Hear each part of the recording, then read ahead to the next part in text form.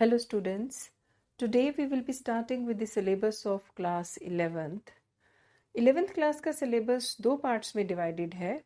One is statistics and the other one is microeconomics.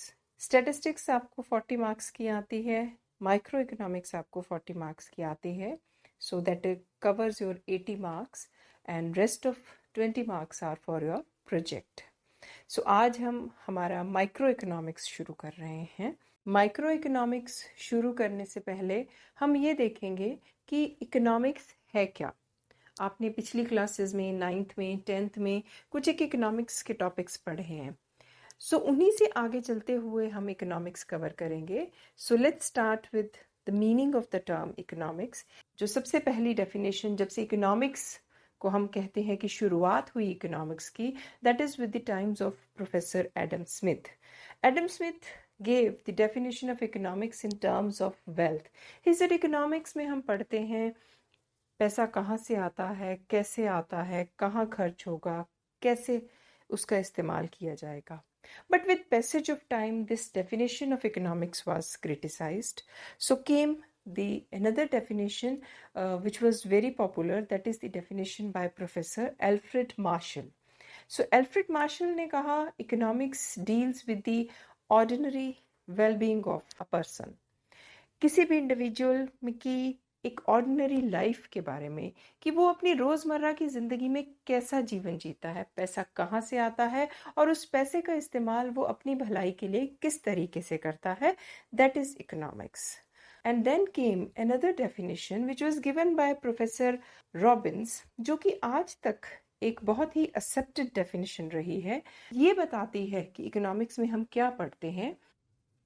So professor Robins in his article an essay on the nature and significance of economics, जो कि 1932 में publish किया गया था, उस पे उन्होंने इकोनॉमिक्स की डेफिनेशन दी है that economics is a science that studies human behaviour as a relationship between ends and scarce means that have alternative uses. So यहाँ से जो एक मेन चीज़ निकल के आती है दैट इज़ कि इकोनॉमिक्स में हम ह्यूमन बिहेवियर को स्टडी करते हैं. एक आदमी किस तरीके से अपनी रोज़मर्रा की ज़िंदगी में अपने थोड़े से रिसोर्सेज के साथ अपनी ज़रूरतों को पूरा करने की कोशिश करता है.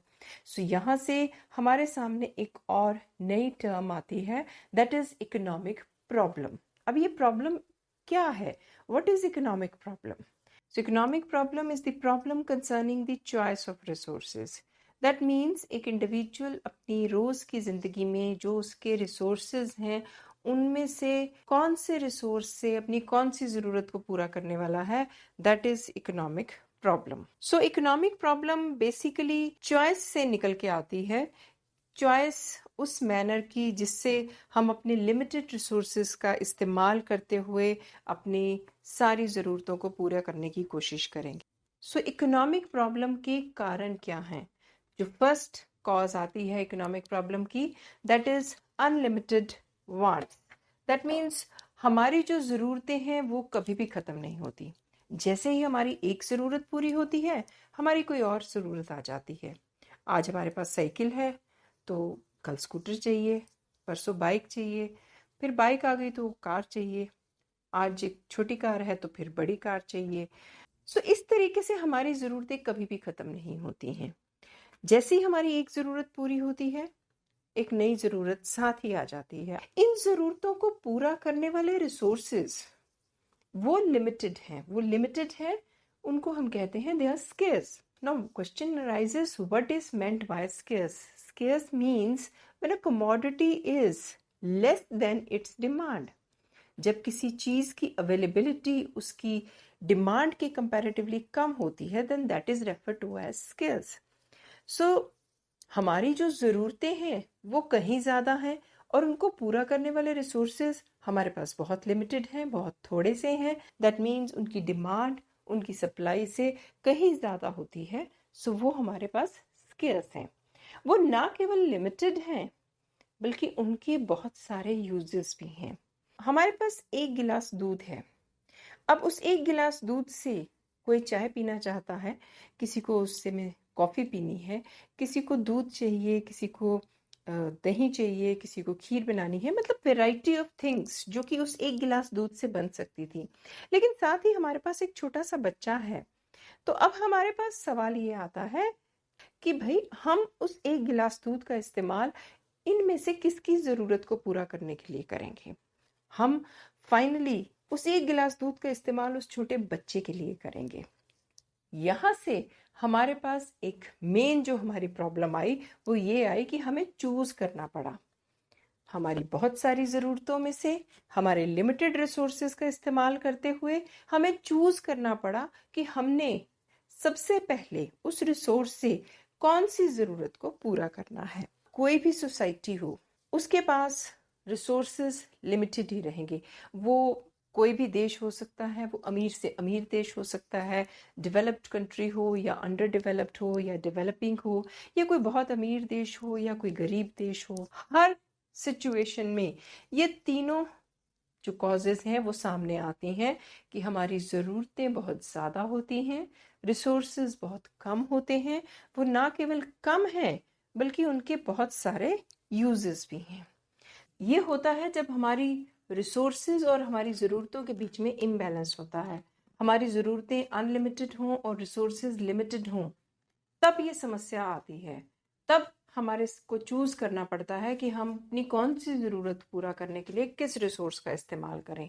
लेकिन अगर मान लो हमारी ज़रूरतें लिमिटेड हो जाएं और रिसोर्सेज भी लिमिटेड हैं तो फिर कोई प्रॉब्लम नहीं होगी। या फिर अगर हमारी ज़रूरतें अनलिमिटेड हैं तो फिर हमारे रिसोर्सेज भी अनलिमिटेड हो जाएं, तब भी कोई प्रॉब्लम नहीं होगी।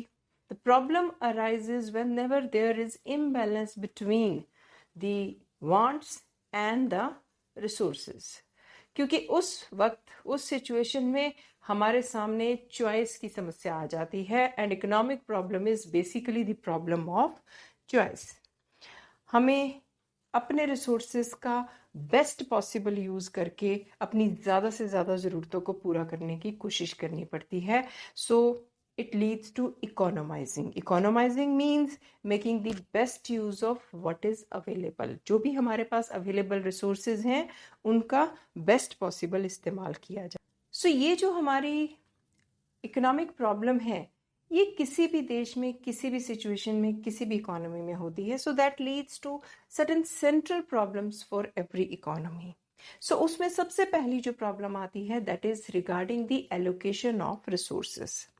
रिसोर्सेज को कुछ इस तरीके से हमने एलोकेट करना होता है, अपनी ज़रूरतों को पूरा करने के लिए इस्तेमाल करना होता है ताकि सोसाइटी की मैक्सिमम वेलबींग हो जाए, लोगों का सबसे ज़्यादा भला हो सके।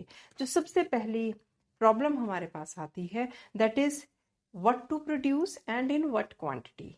कि कोई भी इकोनॉमी हो, कोई भी कंडीशन हो, तो सबसे पहली समस्या आती है कि क्या किस चीज़ की प्रोडक्शन करनी है और कितनी क्वांटिटी में। सो यहाँ पे ये पहला डिसीजन लेना पड़ता है। So this decision is regarding the kind of goods to be produced.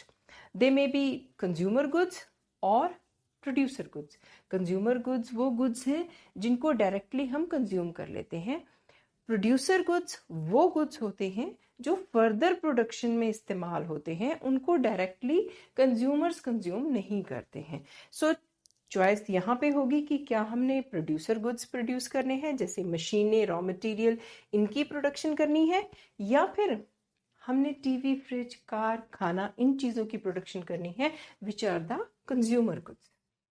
सो दूसरी चॉइस हमारे सामने हो सकती है कि हमने लोगों की रोज़मर्रा की ज़िंदगी के लिए चीज़ें बनानी है या फिर डिफेंस के लिए चीज़ें बनानी है, मतलब लड़ाई का सामान बनाना है, आर्म्स, एम्यूनिशन, टैंक्स, ये चीज़ें बनानी है, या फिर कंज्यूमर या प्रोड्यूसर गुड्स बनाने हैं।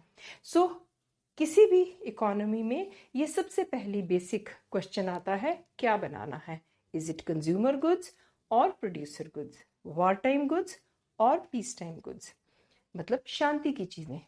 सो ये चॉइस करने के बाद कि हमने कौन से गुड्स बनाने हैं, लेट्स से हमने चूज कर लिया कि हमने कंज्यूमर गुड्स बनाने हैं और प्रोड्यूसर गुड्स बनाने हैं, तो फिर ये देखना होगा कि कितनी क्वांटिटी में कंज्यूमर गुड्स बनाएं और कितनी क्वांटिटी में प्रोड्यूसर गुड्स बनाएं। इसके बाद दूसरा जो सवाल हमारे सामने आता है that is related to the choice of technique of production. कि जो ये चीज़ें प्रोड्यूस करनी है उनको बनाने के लिए हमने कौन सी टेक्निक का इस्तेमाल करना है, that is how to produce. The choice has to be between labour intensive technique और capital intensive technique. Labour intensive technique वो टेक्निक है जिसमें लेबर का इस्तेमाल ज़्यादा होगा और मशीनों का रोल कम होगा, जबकि कैपिटल इंटेंसिव टेक्निक इसके उल्टा वो टेक्निक होगी जिसमें मशीनों का इस्तेमाल ज़्यादा होगा और लेबर का इस्तेमाल कम होगा. यहाँ पे हमें वो टेक्निक चूज करनी है which is the most efficient one. Most efficient technique कौन सी होगी? मोस्ट एफिशिएंट टेक्निक वो टेक्निक है जो कम से कम रिसोर्सेज का इस्तेमाल करके हमें ज़्यादा से ज़्यादा आउटपुट दे दे. मोस्ट एफिशिएंट टेक्निक वो टेक्निक है जो कम से कम कॉस्ट पे हमें ज़्यादा से ज़्यादा returns they they. For example, in a country like India जहाँ पे बहुत ज़्यादा अनएम्प्लॉयमेंट पाई जाती है, तो वहाँ पे हमें ऐसी टेक्निक का इस्तेमाल करना है जिसमें लेबर का इस्तेमाल ज़्यादा होता है. हैंडीक्राफ्ट इंडस्ट्रीज की प्रोडक्शन में ज़्यादा जोर देना है. After deciding what to produce and how to produce, the next question comes for whom to produce. ये जो प्रोडक्शन करनी है ये हमने किसके लिए प्रोडक्शन करनी है? किसी फैक्टर ऑफ प्रोडक्शन के लिए? हमने लास्ट क्लासेस में पढ़ा है there are 4 factors of production, that is land, labor, capital and entrepreneur. अब इनमें से हमने चूज करना है कि क्या हम लैंड के लिए, लेबर के लिए प्रोडक्शन कर रहे हैं या फिर हम प्रोडक्शन किसी इंडिविजुअल के लिए, हाउस होल्ड के लिए कर रहे हैं. So now the choice has to be made between personal distribution, that is for individuals और हाउस होल्ड्स, और it has to be for functional distribution, that means जो काम कर रहे हैं लैंड लेबर उनके लिए हमें प्रोडक्शन करनी है. So now the choice has to be made किसके लिए प्रोडक्शन की जाए. After deciding upon these questions, हमने ये सारे फैसले अगर ले लिए तो फिर किसी भी इकोनॉमी के सामने एक और समस्या आ जाती है कि हमारी ज़रूरतें बहुत ज़्यादा होती हैं, अनलिमिटेड हैं और रिसोर्सेज कम होते हैं. तो फिर हमें ये देखना है कि हमारे जो रिसोर्सेज हैं उनमें से कोई भी रिसोर्स वेस्ट नहीं हो रहा हो. सो नेक्स्ट हमारे सामने आता है that is full employment of resources, कि हम अपने रिसोर्सेज का बेस्ट पॉसिबल इस्तेमाल कर रहे हो, कोई भी रिसोर्स हमारा वेस्ट नहीं हो रहा हो. जितनी भी हमारे फैक्ट्रीज हैं वो सारी फुल कैपेसिटी में काम कर रही हो, कोई भी रिसोर्स हमारा अनएम्प्लॉयड नहीं हो. That means we have to reduce the level of unemployment in the economy. तो हमारे सामने जो नेक्स्ट समस्या आती है वो आती है कि हम अपने इन रिसोर्सेज को बढ़ाएं कैसे, हम अपनी इकोनॉमी की ज़्यादा से ज़्यादा लोगों की ज़रूरतों को पूरा कर सकें. ये ग्रोथ टेक्निक इम्प्रूव करके हो सकती है. जैसे ही टेक्निक इम्प्रूव होगी, एम्प्लॉयमेंट लेवल इंक्रीज होगा और देश में से गरीबी खत्म होगी और लोगों का स्टैंडर्ड ऑफ लिविंग इम्प्रूव हो जाएगा. That will lead to the well being of the economy. Hope you have followed the lecture.